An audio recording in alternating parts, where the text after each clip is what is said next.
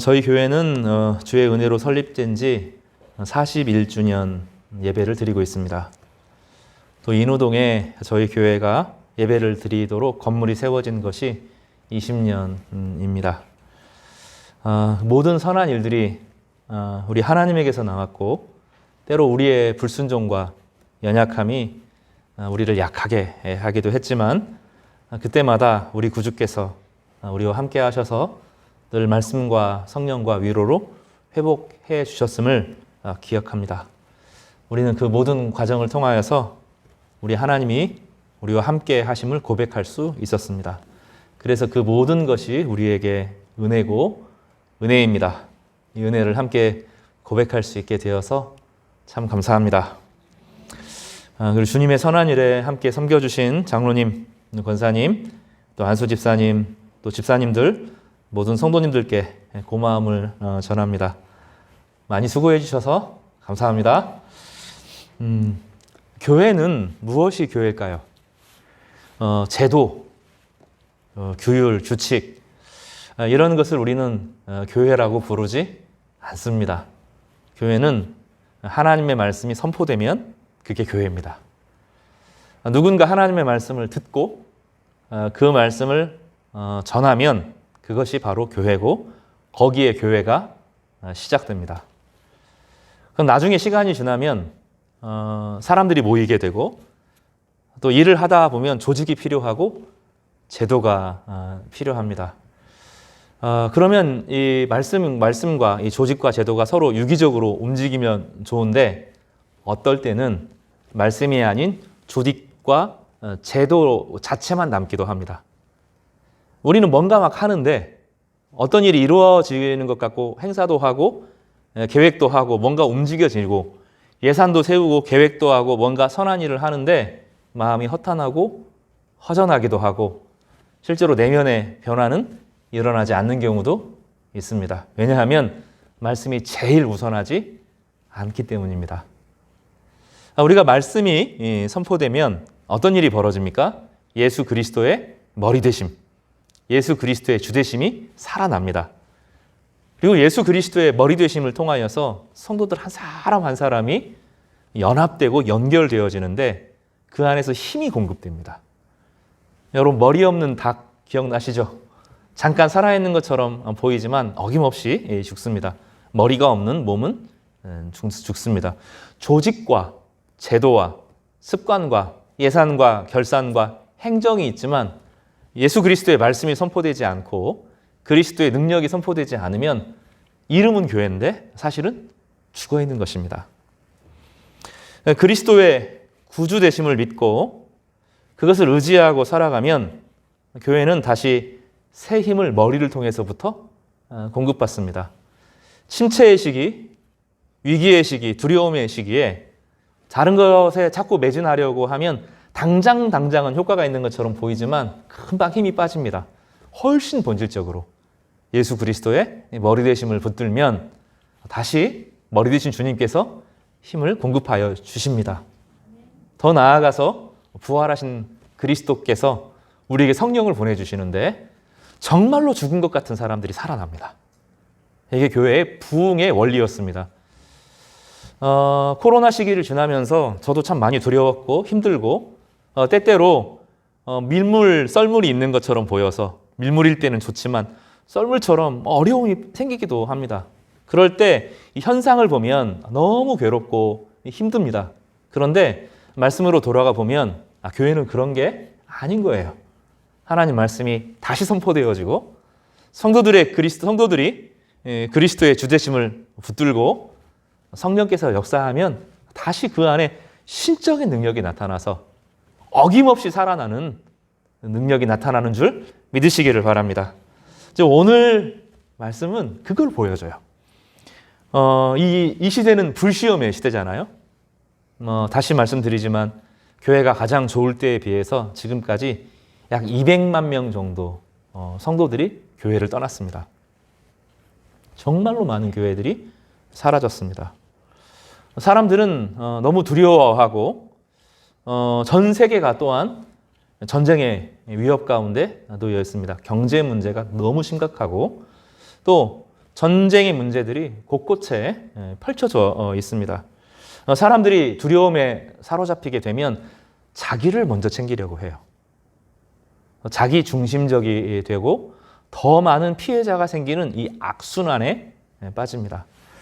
네, 다니엘 시대가 그랬습니다. 다니엘 시대는 부흥의 시대를 겪었고 그 부흥의 이사야와의 부흥, 미가 시대의 부흥이 사라지고 나서 예레미야 시대에 나라가 망했고 바벨론으로 포로로 끌려온 사람들이 역사를 기록한 것입니다.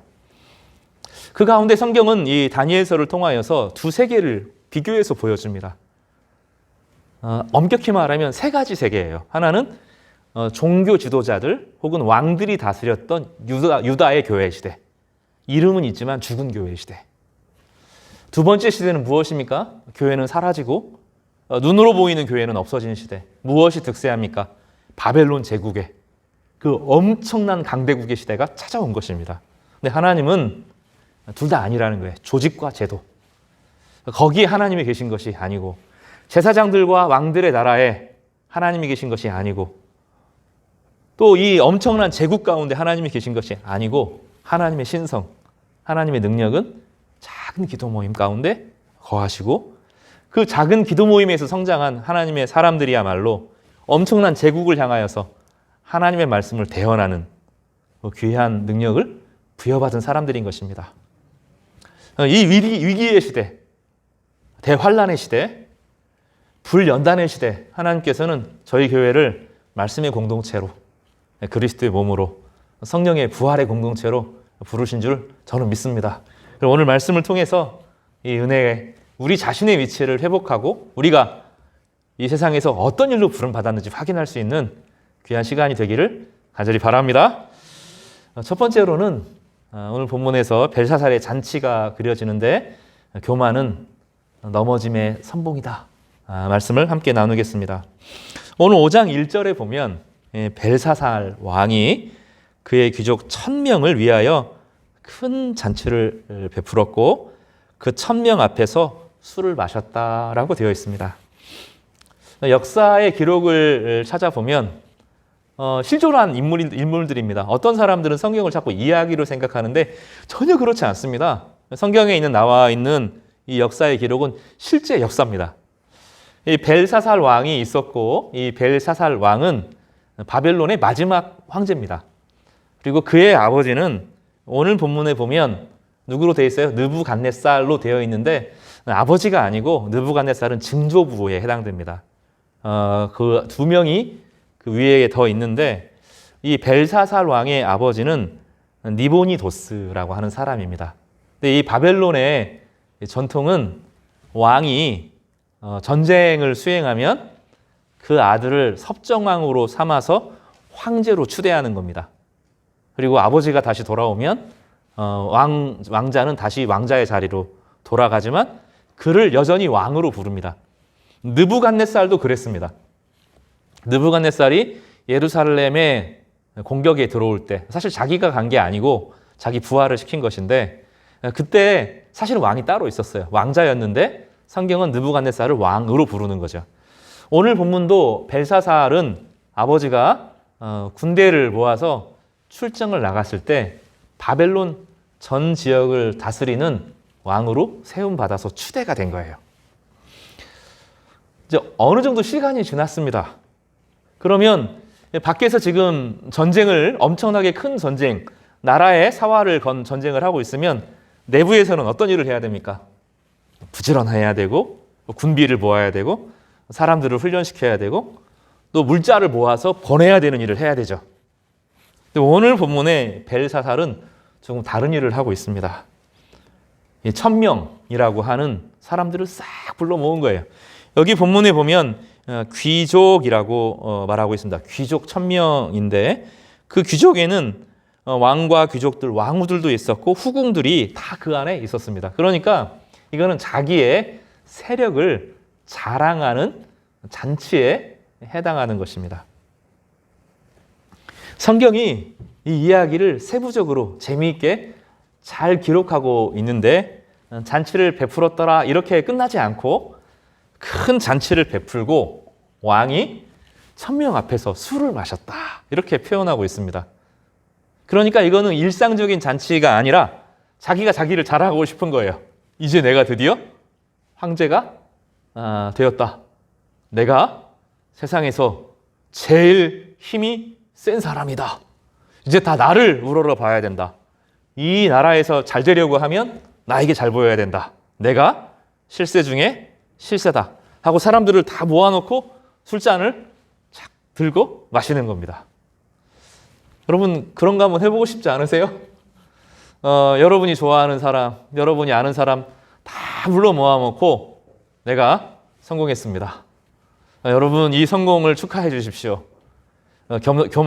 교만을 절대로 보이면 안 되죠? 약간 겸손한 척 하면서 우쭐거리는 거죠. 그럼 실제로 보면 저희 교회들이 해왔던 일이 그겁니다.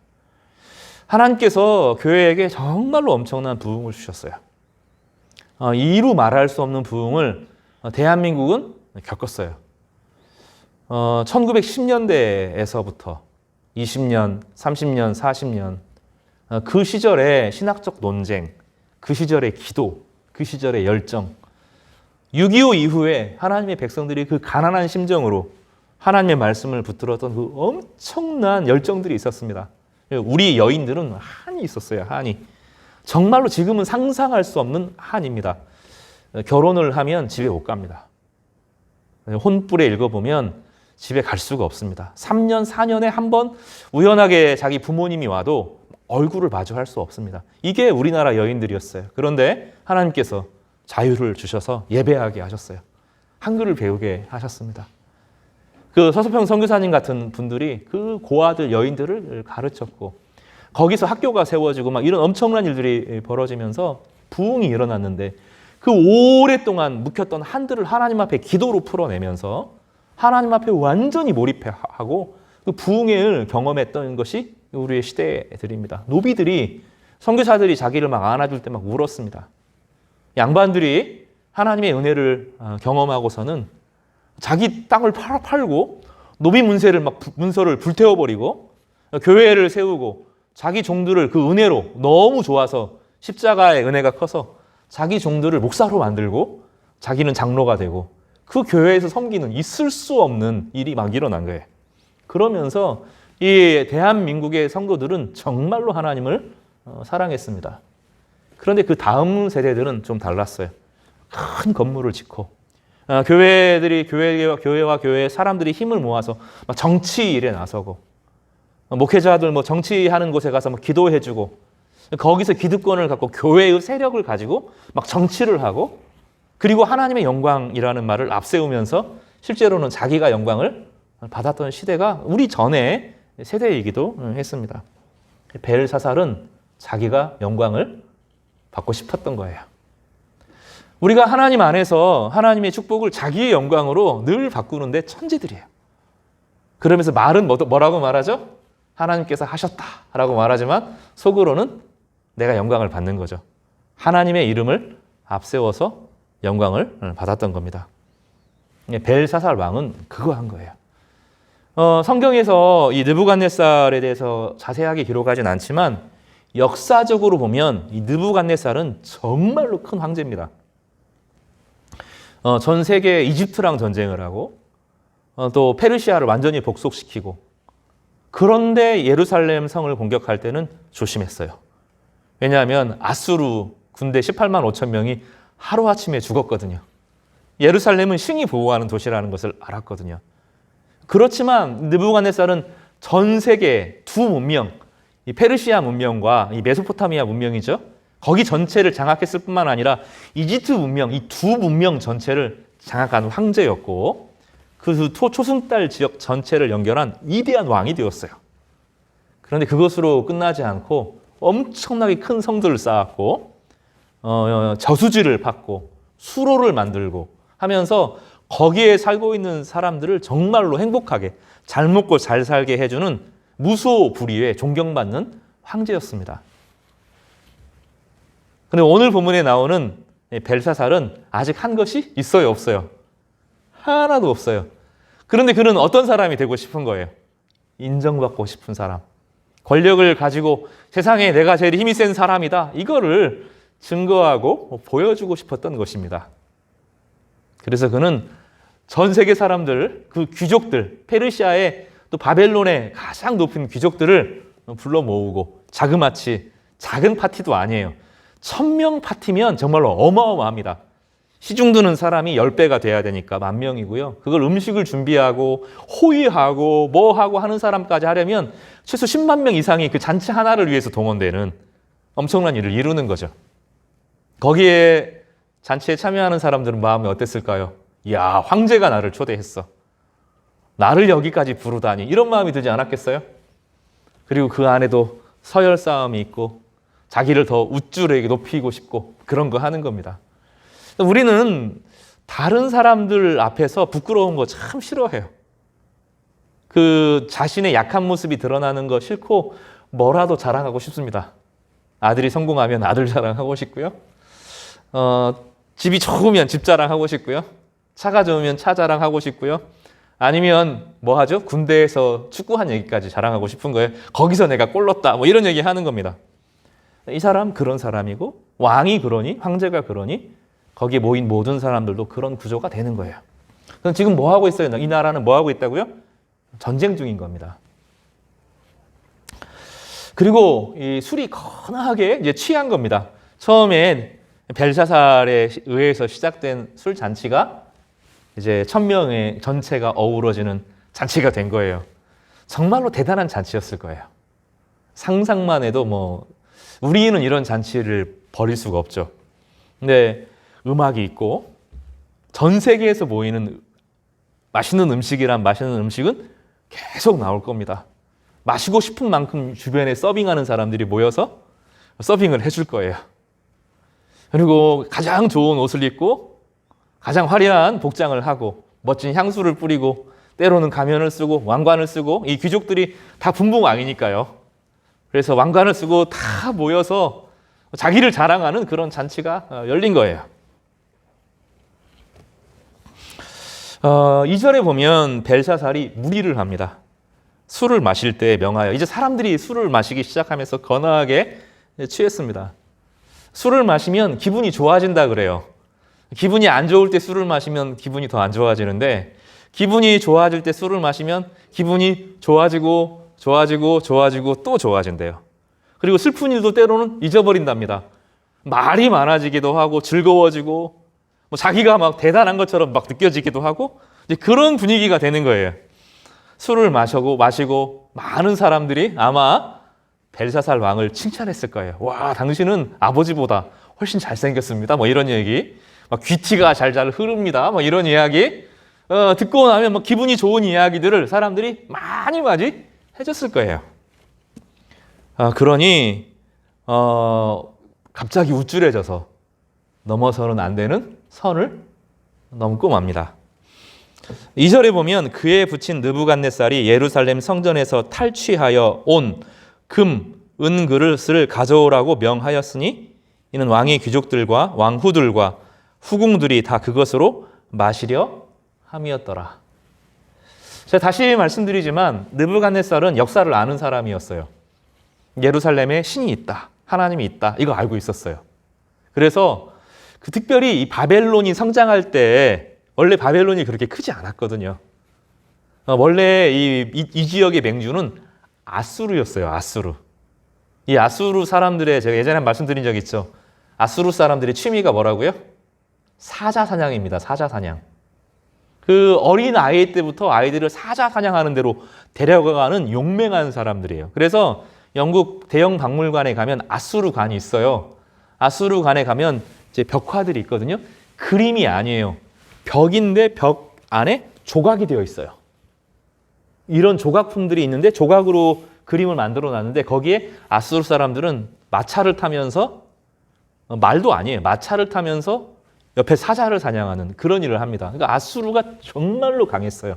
이 당시에 오랜 동안의 맹주는 아수르였어요. 그런데 아수르가 언제 약해지냐면 히스기야 때 약해집니다. 히스기야 때 하나님을 경외하는 왕 그리고 하나님을 경외하는 선지자가 있을 때 거기를 공격했다가 하루아침에 군인들이 다 죽어버려요. 왕은 겨우겨우 자기 나라로 돌아가는데 자기 아들에 의해서 죽임을 당하고, 그리고 그 아들도 죽으면서 나라가 약해지고, 그리고 나서 바벨론이 성장하거든요.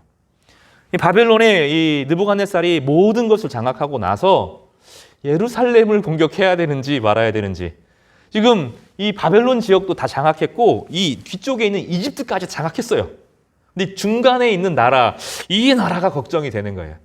그래서 하나님을 두려워하고 저기는 함부로 건들면 안 된다. 하나님의 영광이 있는 교회, 하나님의 말씀이 있는 공동체, 이거는 하나님의 눈동자거든요. 그러니 함부로 건들지 못했어요. 그래서 어떻게 합니까? 자기 부하를 보내서 포위하게 만들어요.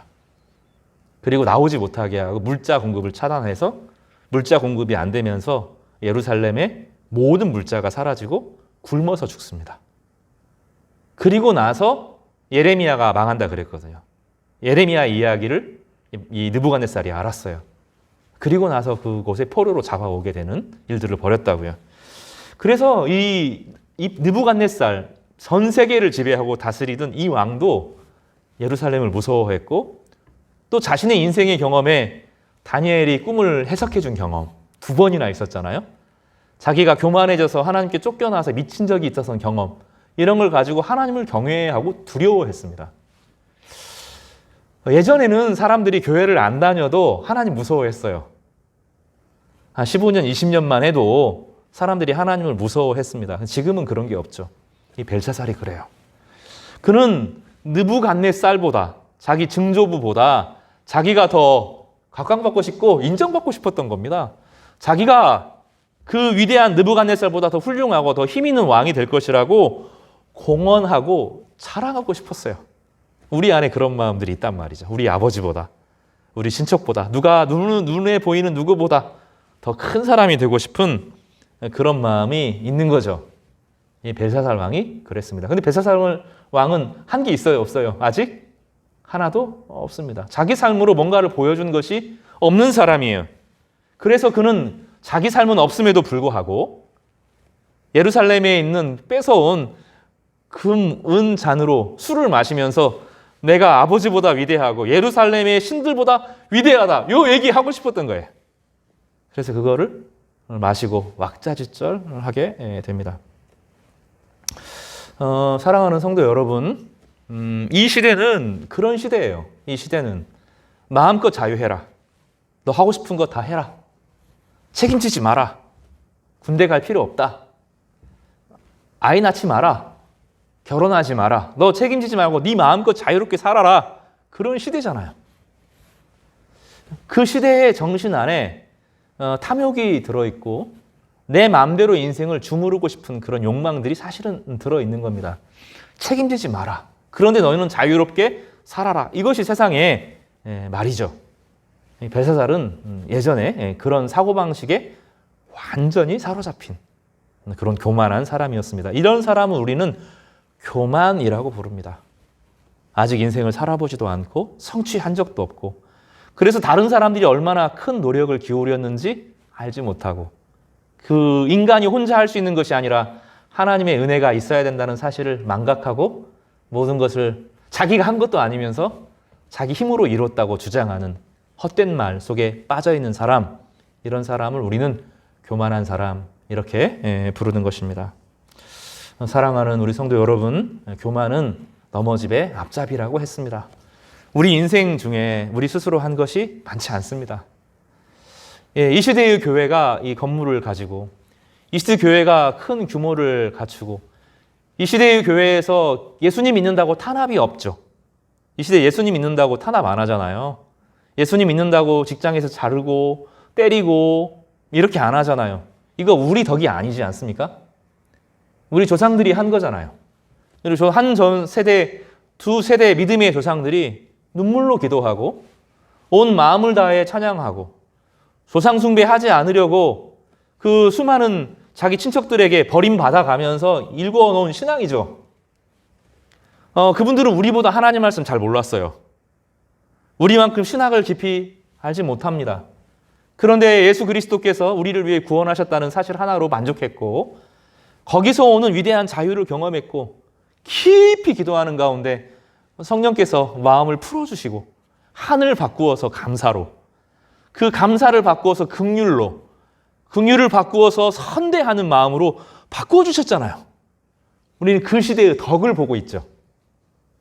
우리가 이루어 놓지 않은 예배당에서 예배를 드리고 우리가 이루어 놓지 않은 자유를 누리고 살아가면서 실제로 우리 신앙은 거의 고갈된 상태입니다. 영적으로 고갈된 상태를 살아가죠. 그리고 세상을 살아가면서는 세상의 모든 것이 마치 우리를 위해 준비된 것처럼 하나님은 나를 사랑하시지 않으면 안 돼. 나를 사랑하시는 하나님, 그 하나님은 나의 종이어야 되는 거예요. 나를 무조건 사랑해야 되고 나를 막 섬겨줘야 되고 나를 위해 봉사하셔야 되고 하나님은 내 마음대로 돼야 되지 내가 하나님 뜻대로 살아가는 것은 안 하겠다고 다짐하는 시대. 이것이 우리의 정신 아닌지 모르겠습니다. 우리는 이 벨사살 왕을 통하여서 하나님 말씀이 없으면 어떤 일이 벌어지는지를 깨닫게 됩니다. 이 시간 교만을 돌이켜서 우리에게 베푸신 은혜에 감사하고 주님의 은혜를 회복하는 귀한 성도님들 되시기를 간절히 바랍니다. 두 번째 이야기는 하나님이 개입하신다는 거예요. 술이 잔뜩 취했습니다. 벨사살이. 사람들도 술이 취했어요. 분위기가 막 큰껏 달아올랐을 겁니다. 노래가 얼마나 많은 사람들이 그 노래하고 연주하는 사람들이 있었겠어요. 세계 최강대국이 벌이는 최고의 잔치잖아요. 없는 게 없는 만큼 최고의 잔치를 거기서 벌이고 있는 거예요. 그런데 벨사살 왕이 이렇게 살짝 봤는데 이 대리석 벽으로 이제 거기에 벽을 칠하고 예쁜 그림들을 그렸을 거예요. 바벨론의 그 예술 세계는 대단하거든요. 지금도 미스테리합니다. 바벨론의 공중정원 이런 거는 세계 7대 건축의 불가사의 이렇게 말하거든요. 이 건축에는 정말로 대단한 나라가 바벨론이에요. 거기에 이제 촛대들이 이렇게 놓여 있어서 이 잔치의 분위기를 한껏 즐거워하게 했습니다.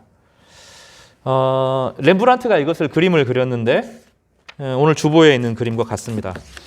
렘브란트와 그 귀족들이 앉아서 있는데 벽면에 한 손가락이 나타나고 글자를 쓰고 있습니다. 그런데 렘브란트의 고증은 반은 맞고 반은 틀려요. 제가 볼 때 성경의 내용과 뭐냐면 분명히 사람의 형체가 나타나는 것이 아니라 한 사람의 손가락들이 나타났어요. 그런데 이게 5개인지 2개인지 3개인지는 몰라요. 성경에서는 그냥 손가락들 이렇게 쓰고 있습니다. 사람의 손가락이 5개니까 5개가 나타났을 거다 이렇게 보는데 이렇게 볼 수도 있잖아요. 이렇게 쓸 수도 있고 그러니까 우리는 몇 개의 손가락이 나타났는지는 알 수가 없습니다. 근데 글자가 그려지는데 새겨지는 건 아닙니다. 손가락이 나타나서 글씨를 쓰는데 페인트도 없고 붓도 없고 아무것도 없는데 글자가 이렇게 벽에 그려지는 거예요. 근데 그 글자를 한 번도 본 적이 없어요. 벨사살은 한 번도 그 글자를 본 적이 없습니다. 그리고 성경을 유심히 보면 다른 귀족들이 본 것이 아니라 벨사살 왕 혼자만 봅니다.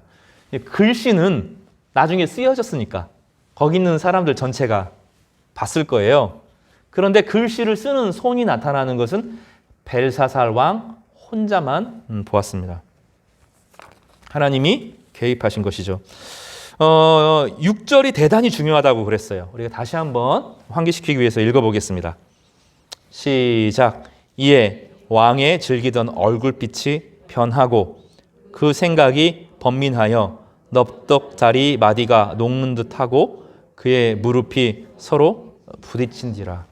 본문에 보면 넓적다리 마디가 녹는 듯하다 이 말을 보면 주저앉은 것 같아요.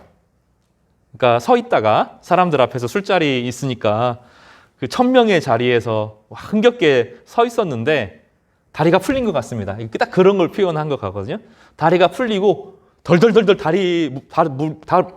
무릎이 덜덜덜덜 이렇게 부딪히는 공포심에 빠져 있는 것처럼 보입니다. 이 본문은 트라우마 상태, 인간의 트라우마 상태 혹은 공황장애 상태 혹은 공포의 상태를 보여주는데 좀 지나칩니다. 사람들이 어떤 어두움의 시절 가운데 큰 귀신을 보았다거나 넋이 나갔다거나 이것보다 훨씬 더 강한 표현이에요. 오늘 히브리 원문에 보면 엄청나게 강한 표현입니다. 이것은 주일 오전에 제가 점 설교에서 말씀드리지 않았는데 따라서 한번 해볼까요? 신적 공포. 신 앞에 섰을 때의 공포, 벗겨지는 기분, 이런 것을 말합니다. 성경에 보면 하나님 앞에 서서 하나님을 경험한 사람들이 몇몇이 나와요. 대표적인 사람이 이사야 선지자입니다. 이사야 선지자는 우시야 왕이 죽을 때 성전에서 환상을 하나 보는데 높이 보좌에 계신 하나님과 주변의 스랍들이 하나님을 찬미하는 소리를 듣습니다. 근데 그때 이사야와 같이 정결하고 하나님의 말씀을 전했던 이 사람이 좌절합니다. 그리고 뭐라고 고백하냐면 화로다. 내가 죽게 되었다. 하나님의 영광 앞에 낱낱이 모든 것이 발가벗겨진 상태로 만나는 경험을 할 때 그는 공포에 휩싸였습니다. 하나님은 인간하고 다르신 분이고 하나님은 영광 가운데 거하시는 분인데 그 앞에 서게 되면 사람은 죽습니다. 그리고 이 하나님의 영광 앞에 서게 되면 사람의 본성이 싹 드러나는데 숨길 것이 없이 발가벗겨져서 드러납니다. 이 땅을 살아가는 동안에는 우리는 여러 가지 감정의 보호를 받아요. TV를 통해서 감정이 슬퍼도 TV를 보면 잠깐 기분이 좋아지잖아요. 오늘 힘든 일이 있어도 야구를 보면 행복해지기도 하죠. 음악을 들으면 마음이 환기가 됩니다. 우리 영혼은 사실은 감정 그리고 문화의 보호를 받아요. 그런데 이 문화의 보호를 받다가 그 감정의 끝을 만날 때가 있어요. 정말로 사랑하는 사람을 잃었다거나 인생의 큰 슬픔을 경험했다거나 큰 자연의 신비를 경험할 때 나와 이 중간에 나와 그것을 만나게 하는 이 장치들을 이 문화, 음악, 예술, 역사 이런 것들이 발가벗겨지고 내 영혼과 그 자신과 만나는 순간이 있습니다. 이 영혼과 만날 때 사람은 전율을 해요. 음악도 깊이 몰입하면 전율을 하고요. 자연도 자연 원석을 보면 그 폭풍 가운데, 파도 가운데, 바람의 그 가운데 그리고 어느덧 꽃의 아름다움에 막 전율하게 됩니다. 그런데 때로는 하나님께서 그것까지 벗기시고 하나님 자신을 보여줄 때가 있어요. 그것을 우리는 하나님의 영광이라고 부르는데 하나님의 영광 앞에 설 때가 있습니다. 그럴 때 하나님의 백성들은 자신의 위선과 자신의 거짓됨과 자신의 허위와 모든 것이 낱낱이 벌거벗겨지게 되면서 내가 가짜로 살았구나. 내 인생이 헛됐구나. 내 인생이 거짓됐구나. 사람들 앞에 또 나 자신까지 속였구나. 실제로 하나님 앞에서 나는 정말 아무것도 아니었구나. 나 어떻게 하지 이제? 이런 공포에 빠져들게 됩니다. 하나님께서 하나님 백성에게 그런 기회를 주시는 것은 그를 완전히 새롭게 하시기 위한 과정으로 하시는 것입니다. 예전에는 그런 성도들이 많았어요. 깊이 말씀을 묵상하다가 혹은 하나님 말씀에 깊이 말씀 가운데 어떻게 할까 고민하다가 웨슬레 같은 사람은 말을 타고 가는데 하나님의 영광을 경험하게 됩니다. 꼬꾸러져요. 그리고 나서 완전히 새로운 전도자로 거듭나기도 합니다. 그런 경험들이 우리 어른들에게도 많았어요. 하나님 자신을 경험하면서 두렵고 떨림으로 하나님을 만나는 그런 사람들이 있었습니다. 이것을 하나님 앞에 단독자로 선 경험이라고 불러요. 말씀 가운데, 깊은 찬양 가운데, 깊은 기도 가운데, 깊은 묵상 가운데, 혹은 삶의 어려운 순간에, 삶에 무너지는 그런 순간에, 인생이 끝났다. 이런 순간에 때때로 하나님은 모든 것을 거두시고 자신을 주셔요. 그럴 때 성도들의 반응은 내가 죽었다. 내가 죄인이구나. 이런 고백을 하는 거예요. 어떤 사람은 그 경험 통해서 3박 4일을 그 침상에 앉아서 기도하기도 하고요. 어떤 사람은 너무 기뻐서 세상 전체가 하나님의 영광으로 정말로 가득 차 있구나 환희에 젖어들기도 합니다. 저는 제일 처음에 복음을 들었을 때 그게 95년, 96년 저에겐 경험인데 그 설교를 듣고 하나님 말씀을 경험하고 나서 버스를 탈 수가 없었어요. 그 감동이 사라질까 봐. 하나님의 영광이 가득하고 세상에 하나님이 이렇게 충만하고 그런데 세상은 하나님을 알지 못하고 나 같은 죄인을 위해서 예수 그리스도께서 주셨다는 이 사실이 미어지게 다가오는 거죠. 이런 하나님 앞에 단독자로 서는 경험이 성도들에게 있어야 됩니다. 만약에 이렇지 않으면 우리는 세속적인 그리스도인이 돼요. 하나님을 이용해서 나의 행복을 추구하는 거죠. 나의 인정과 나의 명예를 추구하는 신앙을 살게 되는 거죠. 하나님 자신에 설 때, 하나님 자신을 경험할 때, 십자가의 그 본질 앞에 설 때, 그래서 우리가 발가벗겨지는, 영혼에 발가벗겨지는 그런 경험을 할 때 우리는 하나님 자신이 누군지를 비로소 알게 되고 나의 죄됨을 알게 되고 하나님이 이처럼 나를 사랑하시는 것을 경험하게 되는 겁니다. 지금 벨사살은 다른 경험이에요. 은혜 없는 하나님과의 만남, 하나님 자신을 경험하는, 정말로 대면에서 하나님을 봤으면 죽었을 겁니다. 뭘 본 거죠? 손가락 하나 본 거죠. 그게 공포로 확 다가온 거예요. 뭔가 잘못됐다. 큰일 났다. 이것이 머리로 생각한 것을 넘어서서 오늘 보면 이 생각을 넘죠. 몸 전체를 막 휘어잡습니다. 몸 전체를 휘어잡고 그를 두렵게 하고 떨리게 만듭니다. 그래서 덜썩 주저앉고 발 무릎이 덜덜덜덜덜 떠는 그 공포 속에 사로잡혀지게 되는 것입니다. 우리는 그 누구도 우리 과거에서 도망할 수 없습니다. 우리가 살아온 날들이 우리를 심판할 것입니다. 그럴 때 예수 그리스도의 주되심, 우리를 위해서 죽으시고 부활하신 그리스도가 우리 안에 있을 때 우리의 과거는 은혜로 바뀝니다. 나 같은 죄인도 하나님이 이렇게 소중하게 여기시는구나. 은혜의 경험으로 하나님 앞에 고백하게 될 것입니다.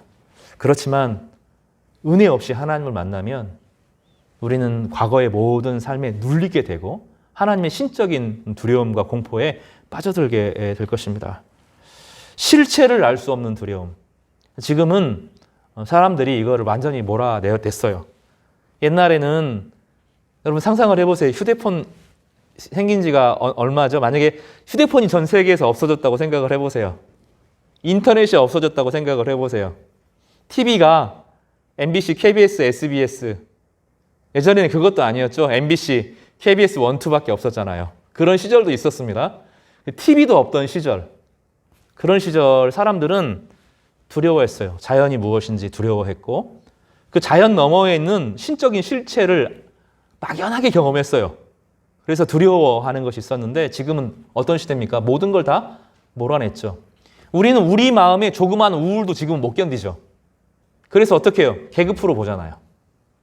우리 마음에 조그만한 슬픈 마음이 들어와도 그거를 견디지를 못해요. 지금 시대는 마음이 너무너무 약해져가지고 조그만한 슬픔도 금방 다른 걸로 바꿉니다. 그리고 세상에 보면 즐거운 게 너무 많죠. 넷플릭스도 있고 왓챠도 있고 뭐 볼 수 있는 TV 프로그램이 너무 많죠. 내가 사는 삶보다 세상에 프로그램이 더 많아요. 내 감정을 내 마음대로 조절하죠. 우리는 그런 시대에 살아요. 그래서 실제로 자기 영혼이 어떤지 몰라요. 실제로 자기 영혼과 자기 감정과 자기 마음의 상태가 어떤지 알지 못하는 시대에 우리가 영혼을 내 마음대로 조작하는 시대에 살아갑니다. 그러나 현실은 그렇지 않습니다. 현실은 냉정하고 우리는 어떻습니까? 결국은 우리 자신의 과거와 맞닥뜨려야 되고 그리고 온 우주를 창조하신 하나님 앞에 우리 영혼이 서게 되게 될 겁니다. 그때 참되게 우리가 존귀하게 살았는지 그렇게 살지 않았는지 우리 자신이 알게 될 것입니다. 그리고 그 신 하나님의 영광 앞에 두려워 떨며 어찌할꼬 그런 고백을 하게 될 것입니다. 오늘 이 벨사살 왕은 바로 그런 경험을 한 거예요. 그러나 그는 대답할 말이 없었습니다. 사랑하는 성도 여러분, 세상은 다 알고 힘이 있는 것처럼 보여도 우리 느부갓네살이 있는 것처럼 자기 꿈 하나 통제하지 못하고요. 벨사살 왕처럼 헛되게 자랑하지만 정직하지 못한 인생을 살아가는 거예요. 우리는 그런 것을 두려워하면 안 되고 역사를 주관하시는 참되신 하나님을 두려워하시는 성도들 되시기를 간절히 바랍니다. 마지막으로 하나님께서 다니엘을 다시 불러내십니다. 느부갓네살 왕은 죽은 것 같아요. 그러니 다른 왕들이 섰겠죠. 느부갓네살이 죽고 나서 다니엘의 기억도 사라졌을 거예요. 그런데 이 꿈을 해석할 수 있는 사람이 아무도 없는 겁니다. 이 그림, 이 환상, 이 글자를 읽을 수 있는 사람도 없고 해석할 수 있는 사람도 없는 거예요. 그래서 왕이 번민에 빠집니다. 그리고 머리로만 문제가 아니라 몸에 공포가 남아있는 거예요. 트라우마처럼 큰 무서운 걸 보고 나면 두고두고 놀라움이 생기잖아요. 이 벨사살 왕이 지금 그런 상태, 정신적으로 자기를 가눌 수 없는 상태에 빠진 겁니다. 그때 왕비가 기억해내요. 예전에 다니엘이라는 사람이 있었어. 그 다니엘이 있었는데 다니엘이라면 느부갓네살의 꿈도 해석했고 그에게 좋은 책사가 되었는데 너를 도와줄지도 몰라 하고 왕비가 왕에게 제안을 했습니다. 그리고 다니엘이 드디어 왕 앞에 서게 됩니다.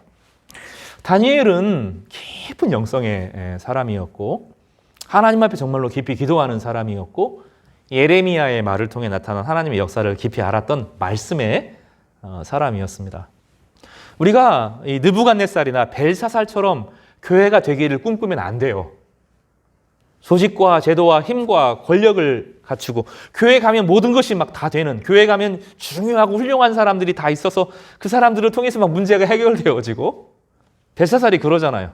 해결이 되어지고 교회 가면 모든 복지가 다 되어 있고 교회 가면 편안하게 갔다가 편안하게 오고 그런 걸 꿈꾸면 안 됩니다. 교회는 그런 걸 하는 곳이 아니라 사람을 말씀 앞에 세우고 자기를 부정하게 해요. 나는 하나님 앞에서 나왔고 하나님이 나의 인생을 붙드시고 하나님 말씀대로 모든 것이 이루어지는 것을 가르쳐 줍니다. 그래서 우리는 예배를 통하여서 벌거벗겨진 채로 하나님 앞에 서고 나의 위선과 허위와 거짓을 잘라냅니다. 그래서 외모가 아니라 영혼이 강해져요. 하나님 백성은 슬퍼하고 부끄러워할 줄 알고 두려워할 줄 알고 사랑할 줄 알고 꿈을 꾸고 비전을 갖게 하고 그리고 하나님을 경외하는 마음으로 영혼이 건강해지고 아름다워지는 것입니다. 다니엘은 그 인생을 살아간 거죠. 그러니 하나님께서 이 제국이 해결하지 못하는 엄청난 문제 앞에 다니엘을 다시 불러 세웁니다. 17절에 보면 다니엘이 담대하게 이야기합니다. 다니엘이 왕에게 대답하여 이르되 왕의 예물은 왕이 친히 가지시며 왕의 상급은 다른 사람에게 주옵소서. 그럴지라도 내가 왕을 위하여 이 글을 읽으며 그 해석을 아뢰리이다. 이 벨사살 왕은 실제로 왕이에요. 그 넘버 1입니까? 넘버 2입니까? 실제로 넘버 2죠. 그래서 전체 자기가 왕이라 그러면 안 돼요. 다니엘에게 뭐라고 말합니까? 내 권위로 너를 3인자가 되게 해주겠어. 이렇게 말하죠. 다니엘은 아닙니다. 나는 그거 필요 없습니다. 하고 하나님의 진리의 말씀을 전하는 데 집중합니다. 교회는, 성도들은 뭘 하는 사람들이냐면 진리를 말해주는 사람들이에요. 우리가 아까 하나님 앞에 단독자로 선 경험, 그리고 그런 사람들이 함께 모여서 하나님의 말씀을 듣고 예배하는 경험, 이런 걸 통해서 말씀을 듣고 묵상하면 내 안에 하나님 말씀이 자리를 잡아요. 그리고 위로의 소망이 우리 마음 가운데 생깁니다. 그래서 그리스도인들은 불안해한 사람이 아니라 소망의 이유를 말해주는 사람이거든요. 이 다니엘, 그리고 여기는 기록되지 않지만 사드락과 메삭과 아벳느고는 그런 사람이었어요. 그 사람은 뭐 하는 거죠? 진리를 말해주는 거예요. 진리를. 이 교회가 세상을 쫓아가면 느부갓네살처럼 되고 벨사살처럼 되고, 우리는 그렇게까지 못하죠. 그 벨사살 왕의 잔치에 끼어진 꼭다리라도 들어가서 어찌어찌 해보고 그 사람들을 통해서 뭔가를 막 이뤄보고 이런 거 바라잖아요. 우리 수준은 사실은 곱 수준밖에 안 되는데 하나님은 그런 거 아니라는 거예요. 세상에서 잊혀지고 버려지고 사라지고 그래서 없어진 존재 같아 보여도 하나님 말씀이 필요할 때는 결국 그 사람을 찾을 수밖에 없어요. 그러니까 교회의 핵심은 뭐예요? 하나님의 말씀이 선포되어지고 그 말씀을 사랑하고 그 말씀을 두려워하고 말씀을 기뻐하고 말씀에 소망을 두고 그 말씀하시는 예수 그리스도와 동행하는, 이것이야말로 교회의 정체성인 것입니다. 다니엘은 그런 사람이었어요. 그리고 이제 그가 벨사살을 두려워하지 않고 말을 전해주는 것입니다. 여기 이제 다니엘이 뭐라고 말하죠? 메네 메네 데겔 우바르 신이라고 읽습니다. 렘브란트의 그림에는 히브리어로 글자가 쓰여 있는데 히브리어가 절대 일 수가 없어요. 왜냐하면 히브리 사람들이 100만 명이 넘게 살았어요. 나중에 보면 그런 게 아닙니다. 그런 게 아니고 다른 아주 고대의 언어든지 아니면 그 누구도 알 수 있는 신의 언어 같은 거예요. 신비한 언어가 기록된 겁니다. 메네메네를 이제 다니엘이 해석하는데 무슨 뜻이죠? 끝, 마침이라는 뜻입니다. 마침표 2개. 메네를 한 번 쓴 것이 아니라 2번 썼어요. 2번. 마침표를 한 번 쓴 것이 아니라 진짜 끝났다. 마침표 찍고 끝 이렇게 말하는 겁니다. 저는 이렇게 생각하는데 메네 하나는 벨사살도 끝 이렇게 보이고 두 번째 마침표는 바벨론 끝 이렇게 읽혀집니다. 바벨론은 다시는 일어나지 못한다. 영원히 망한다. 금나라라고 자랑했지만 이 느부갓네살이 천년 만년을 꿈꾸면서 나라를 세웠지만 벨사살 왕을 이기지 못한다. 끝났다. 선언을 하는 것이죠. 제가 가장 주목하게 보는 것은 이 데겔입니다. 데겔. 메네메네 데겔이라는 말인데 가볍다 그런 뜻이에요. 가볍다. 따라서 해볼까요? 가볍다. 솜털만큼 가볍다. 무게가 나가지 않는다. 고대 시대에는 지금은 1,000원, 2,000원 종이화폐가 되면 무게하고 상관이 없잖아요. 근데 고대 시대에는 금, 은, 동 이런 걸 가지고 무게를 쟀거든요. 그러니까 금이 많으면 무거우면 가치가 높은 거죠. 금이 양이 적으면 가치가 낮은 거죠. 그래서 무게라는 말은 영광이라는 가치 혹은 영광이란 말과 같이 쓰였어요. 그래서 이 하나님의 백성들은 회개를 통해서 진실한 영혼을 갖죠. 우리가 진실한 영혼을 갖는 유일한 길은 하나님 말씀을 온전하게 듣고 하나님의 사랑을 받고 그 사랑 안에서 정직하게 하나님께 대면하고 정직하게 자신의 인생을 살아갈 때 영혼이 무게가 나가는 거예요. 그런데 벨사살은 무게가 나갈 수가 있어요, 없어요? 텅 비어 있어요. 그런데 그 사람의 지위는 뭡니까? 그 사람이 감당할 무게는 바벨론 제국이 무게를 감당해야 될 사람인 거잖아요. 그러면 백성들을 잘 보살피고 돌보고 보호하고 또 군대들을 후원하고 이런 일들을 해야 되는 거죠. 근데 아버지는 정복전쟁에 나가면서 다른 생명을 취하는 일들을 하죠. 다른 생명을 빼앗으면서 무게를 취하려고 하니 그것도 사실은 아무 값이 나가지 않는 겁니다. 텅 비어 있는 거죠. 하나님께서 벨사살의 무게를 달아봤는데 아무 무게도 안 나간다는 거예요. 바벨론의 무게를 재었는데 무게가 제로라는 겁니다. 하나님이 원하시는 영혼의 무게, 영혼의 가치가 텅 비어 있는 겁니다.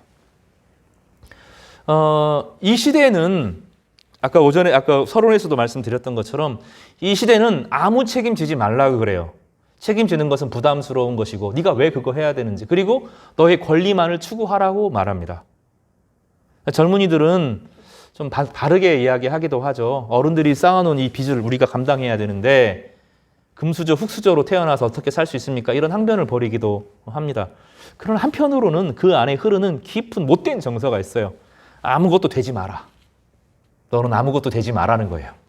아버지도 되지 말고 엄마도 되지 말고 책임도 지지 말고 무게를 지지 말고 목사도 되지 말고 장로도 되지 말고 아무것도 하지 말고 자유롭게 있다가 자유롭게 가라는 거예요.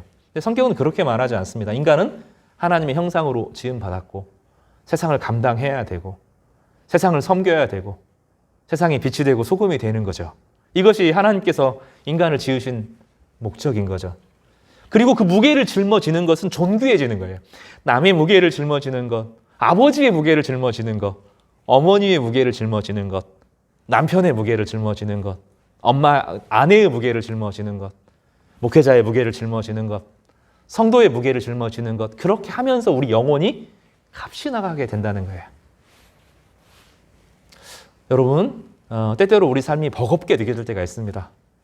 희생을 한다는 것은 더 그렇죠. 내 돈을 쓰고 내 시간을 쓰고 내 마음을 쓰고 그리고 욕먹고, 이게 책임지는 사람들이 하는 일이잖아요. 우리는 그거 안 하고 싶거든요. 근데 그런 사람들을 통해서 가정이 이루어져요. 누군가 가정 안에서 남편을 위해서, 아내를 위해서, 자녀를 위해서 기도할 때 가정에 힘이 생기죠. 교회는 그런 사람들을 통해서 이루어지는 거예요. 예수 그리스도의 자유는 죄에서부터의 자유예요. 죄에서부터의 자유. 죄를 더 이상 안 지어도 지는 자유. 이게 죄에서부터의 자유입니다. 그 자유를 얻은 사람은 이제 무엇인가 되도록 부름받는 거예요. 교회가 되도록. 교회는 오는 것이 아니라 예수 그리스도의 반석되심에 세워지는 공동체입니다. 교회는 내가 교회인 거예요. 내가. 그래서 내가 무거운 짐을 지면 다른 사람은 가벼운 짐을 지게 되는 거예요. 내가 기도의 짐을 짊어지고 사랑의 짐을 짊어지고 섬김의 짐을 짊어지면 누군가 사는 거예요. 누군가 쉼을 얻는 겁니다. 이런 방식으로 하나님의 교회가 세워져요. 지난 41년간 하나님께서 저희 교회를 세우실 때 그런 사람들을 통해서 세워가셨어요. 그리고 이제 본문은 물어보는 거예요. 너 벨사사라, 너는 무게가 안 나간다. 바벨론아, 엄청난 제국을 쌓아 세상 전체를 정복했는데 야, 너 무게가 하나도 안 나가. 너희 제국이 세상을 불편하게 해. 괴롭게 해. 이렇게 말하는 거죠. 바르신 나누다는 뜻입니다. 베레스, 나누다. 그래서 끝내고 무게를 재어보니 아무것도 없고 나눠서 주겠다 하고 다니엘이 조금 더 해석을 해주죠. 나누다라는 뜻인데 어떻게 나누냐? 메대와 파사가 나눠 가지게 될 것이다. 이렇게 메시지를 전합니다. 이 본문에서 대조가 되는 것은 벨사살과 다니엘입니다. 전장에서는 느부갓네살과 사드락과 메삭과 아벳느고를 비교했잖아요. 느부갓네살은 자기를 크게 만드는 사람. 이 사드락과 메삭과 아벳느고는 이름을 빼앗긴 버려진 사람. 그런데 하나님은 그 사람들 가운데 있었죠. 근데 교회의 역사는 늘 그런데 우리는 늘 커지고 싶어하고 늘 자기를 과장하고 싶어하고 자기의 훌륭한 모습만 자꾸 보이려고 하는 거예요. 영혼은 망가지는 겁니다. 그때. 오늘 본문은 벨사살과 다니엘을 비교합니다. 다니엘은 무게가 나가는 사람이에요. 영혼의 무게를 짊어질 줄 아는 사람, 하루에 3번 회개 기도를 하는 사람, 이스라엘이 죄를 지었고 하나님의 영광에 이르지 못했음을 고백하는 사람. 그래서 언젠가 이 징계의 시대가 끝나고 모든 시대가 하나님 앞으로 돌아오기를 갈망하는 그 무게를 짊어지는 사람, 말씀을 깊이 묵상할 줄 아는 사람, 깊은 기도 가운데 하나님과 대면할 수 있는 사람, 그래서 영혼이 아름다운 사람, 영혼이 무게가 나가는 사람이었습니다. 세상은 잘 알아보지 못하지만 진정한 역사는 바로 그런 사람들을 통해서 이루어가는 것입니다. 예수님께서는 성도들을 향하여서 소금과 빛이라고 그러셨어요. 특히 마태복음 5장 13절에서 16절에 보면 너희는 세상의 소금이니 소금이 만일 그 맛을 잃으면 무엇으로 짜게 하리요. 후에는 아무 쓸데없이 다만 밖에 버리고 사람에게 밟힐 뿐이니라. 교회가 말씀을 잃으면, 교회가 가치를 잃으면 세상과 만나서 세상과 뭔가 되는 것 같은데 결국 인정받지 못한다는 거예요. 버려진다는 겁니다. 그러나 우리가 하나님 말씀으로 변화되어지면 주님께서는 우리를 빛으로 사용하신다는 거예요. 너희는 세상의 빛이라. 산 위에 있는 동네가 숨기우지 못할 것이요. 사람이 등불을 켜서 말 아래 두지 아니하고 등경 위에 두나니 그러므로 집안 모든 사람에게 비치느니라. 하나님 말씀으로 변하면, 하나님 말씀을 소중히 여기면, 하나님 앞에 단독자로 서면, 하나님 앞에 영혼이 아름다워지면 아무리 숨어 있으려고 해도 하나님께서 빛을 비추신다는 거예요. 교회가 가야 되는 일은 큰 건물을 짓고 조직을 만들고 행정을 하고 그 모든 복지를 만드는 것이 아니라 교회는 빛의 사람들, 하나님의 말씀을 귀히 여기는 사람들이 세워지면 하나님이 건물을 세우는 것이 아니라 그 사람들을 통해서 하나님께서 빛을 비추신다고 말씀하여 주셨어요. 다니엘이 그런 사람입니다. 사람들이 숨기어도 결국은 그 빛으로 나올 수밖에 없는 거예요. 우리가 자꾸 예전에 예레미야가 살았던 제사장들과 왕의 시대, 조직과 제도와 전통은 있지만 하나님 말씀이 중요하지 않은 시대, 아니면 우리가 세상의 훌륭한 것을 자꾸 배우려고 해. 세상의 큰 나라, 위대한 것, 큰 것, 모든 것을 다 이루어질 것 같은 그 환상을 꿈꾸는데 아니라는 겁니다. 주님은 그 두 나라에 속하는 것이 아니라 빛의 나라, 소금의 나라로 우리를 초대하여 주신 것입니다. 그래서 우리는 어떻게 해야 됩니까? 진짜 소망과 위로를 가진 사람들이에요. 세상 모든 것은 망하겠지만, 모든 악은 하나님께서 도말하시겠지만 예수 그리스도께서 우리를 사랑하셔. 하나님이 우리를 자녀 삼으셨어 하는 소리를 마음속에 가지고 그 평안의 복음을 전할 수 있는 사람으로 저희를 부르신 거예요. 교회가 소망이에요. 여전히 교회가 빛이고, 여전히 교회가 진리고, 여전히 교회가 세상에 생기를 불어넣을 수 있는 사실은 유일한 공동체에 있는 것입니다. 말씀을 시작할 때 말씀한 것처럼 지금 기독교의 시대는 정말로 좋지 않습니다. 교회의 연약함들이 드러나고, 교회가 없어지고, 교회가 욕을 먹고, 교회가 커지고 막 500억씩 막 벌고 알박기 하고 막 그런 시대에서 조롱을 받는 시대예요. 근데 하나님은 그것이 핵심이 아니고 사람을 은밀하게 길러내고 계십니다. 저는 여러분이 그런 분이 되기를 바라요. 이 말씀을 듣는 모든 성도님들이 다니엘처럼 영혼의 아름다움을 회복하시기를, 그리고 묵묵히 연단의 시절을 견뎌내시기를 바랍니다. 하나님은 숨겨있는 사람도 반드시 사용하셔서 의미 있게 하실 것입니다. 마지막으로 조금 추가를 하면 회개에 대한 이야기를 좀 하겠습니다. 벨사살에게 회개의 기회가 돌아오지 않았습니다. 다음 날 나라가 망합니다. 밖에서 전쟁은 지고요, 안에서는 메대와 파사 제국, 특히 메대 제국의 다리오라는 사람이 파사랑 연합해서 하루아침에 이 벨사살의 제국, 바벨론 제국을 뒤엎고 새로운 나라가 형성되죠. 그거 하는 동안 잔치 벌이고 있는 거예요. 사실은 지금 막 들끓고 있고 모든 일들이 막 이루어지고 있는 동안 술 마시고 내가 세계 최강이라고 하고 그러고 있었던 거죠. 말씀을 들을 때가 회개의 유일한 기회입니다. 오늘 주의 말씀을 듣고 돌이키시는 성도 되시기를 바랍니다. 그리고 너무 오래 있다고 생각하지 말고 우리 자녀들, 우리 가족들 하나님 앞으로 돌아올 수 있도록 같이 기도하고, 또 우리가 속히 변해서 하나님의 빛으로 드러날 수 있도록 하나님 앞에 깨어있는 귀한 성도님들 되시기를 간절히 바랍니다. 오늘 말씀 정리하겠습니다. 다니엘은 숨겨졌지만 빛나는 사람이었어요. 벨사살은 모든 것을 가진 사람이었지만, 화려하게 빛나는 것 같았지만 사실은 가장 어두운 사람이었습니다. 하나님께서는 하나님의 말씀을 통하여서 우리를 빛나게 하실 것입니다. 이 빛나는 인생, 존귀한 인생, 의미 있는 인생 귀하게 누리시고 선포하시는 성도들 되시기를 간절히 축원합니다. 기도하겠습니다.